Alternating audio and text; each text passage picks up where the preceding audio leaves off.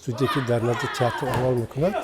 20 сол мешавад ки фаъолият дорад ин студия ва дар тӯли ин 20 сол бисёр ҷавонон ин студия хатм карданд, минбаъд ҳаёташона бо театр пайвастанд ва мутахассисони соҳаи театр шуда кор карда ба камол ҳам расида истодаанд. Ва ин намоишномае ки имрӯз бачаҳо бозӣ карданд, ин охирин бачаҳое ки дар айни замон дар ин студияи мо таҳсил доранд. тӯли 5 сол аст ки ман дар студияи Юнусалӣ Эргашев таҳсил мекунам ва ин чорумин намоишие ки ман бозӣ мекунам.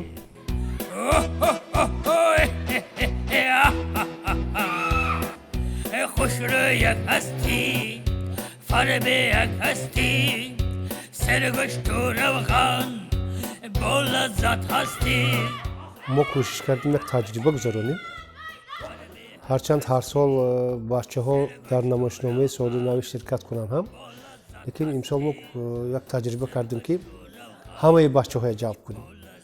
برای اینکه از خواهش آنها از همون حسیات آنها درک کردم که همشان میخواند در نمایشنامه اشتراک کنند و در نمایشنامه امساله سال نوی با نام گӯшдарози ҳилагар ҳамаи он бачаҳое ки дар студия таҳсил мекунанд, қатъи назар аз он ки 5 сол боз иштирок мекунанд, 4 сол, якумин сол ҳамашон иштирок карданд. من اولا در آزمون شاهین اشتراک نمودم و بعدی آن وقتی که هنری استعدادی مرا دیدن مرا به اینجا قبول نمودن. و من دیدم که بچه‌های جوان هم بچه‌ای که نو آمدگی کوشش کردند که در برابر آن بچه‌هایی که بسیار سالها بود در اینجا میخوانند برآمد کنند. نام من مهرانگیز. من در مکتب رقم 2 تحصیل میکنم و در نمایش گӯшдарози ҳилагар نقشی زرگوشک را بازی میکنم. جوره های من خرسک، ماشان هستند، لیکن در این جنگل گرگو روبا هستند. آنها خیلی بد هستند. آنها میخواهند مرا خورند. از راستی؟ من آنها را گریه دادم. آنها به گپ‌های من باور کردند. لیکن من از گرگ خلاص میشوم. پسری خالت را نمیبینم. کنی بر؟ نه در پهلویش نشسته. بله اکنون دیدم. و در آخر با جوره هایم خرسند میکنم.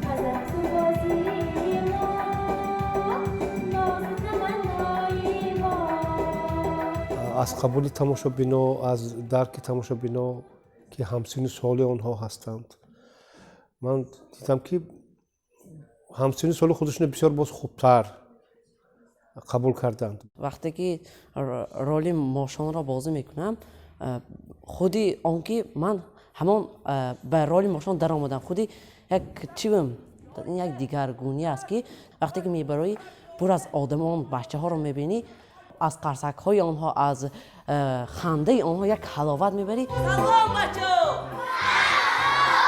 شما هم جرای منو ندیده؟ مایده اون رو کمی باز انتظام بشم. در زندگی من بسیار چیزها تغییر یافتند. میخواهم باز در دیگر نمایش ها اشتراک نمایم. یک ماه شد من امروز آخرین نمایشمو بازی کردیم. بچه‌ها از مکتب‌های دیها تشریف آوردند و وقتی که ما فکر آنها پس از هر یک نمایش میپرسم از استادان، از خود بی‌واسطه تماشابینان، آنها راضی هستند، قناعتمند هستند و نمایش خوب قبول کردند. و وقتی که من میپرسیدم که باز به تئاتر میبیید، آنها میگفتند که ما حتما باز به تئاتر میبییم. مادرم به من کار گفتم. چی گفتم؟ و گفتن که با جوره‌های زاد رو خواهش کن. طولی یک سال است که من به تئاتر می آیم و تئاتر به من خیلی معقول است. ما در تئاتر مشق‌ها را اجرا میکنیم. استادمان وظیفه ها میدهند.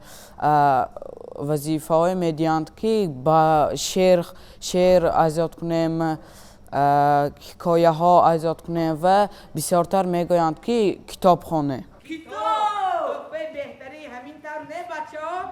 яке аз ҳадафҳои мо ҷалб кардани тамошобинон ба театр аст. чун театр ҳам як макони тарбия аст, макони ҳунар аст, макони фарҳанг аст, одоб аст ва мехоҳем дар тарбияи насли Наврас, дар тарбияи фарҳангии насли Наврас рисолати худамонро иҷро кунем ва баҳр ин кӯшиш кардем.